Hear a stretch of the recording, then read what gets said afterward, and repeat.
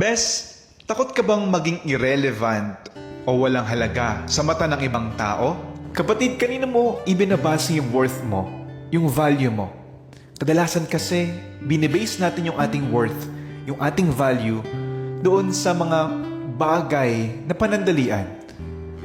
Akala mo mahalaga ka dahil lamang meron ka nang narating sa buhay. Meron ka ng PhD, meron ka ng masteral. Akala mo ang halaga mo nakabase lamang kasi meron kang pera, meron kang malaking bahay na naipundar. Yung halaga mo kapag napiplease mo yung maraming tao. Pero alam natin, nakakapagod to. Alam natin, nakaka-pressured ito.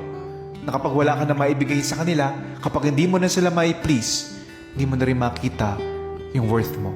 But I want to tell you this, sa mata ng Diyos, you are always special. Di mo na kailangang balutan ang sarili mo ng gift wrap kasi para sa Diyos, lagi kang mahalaga.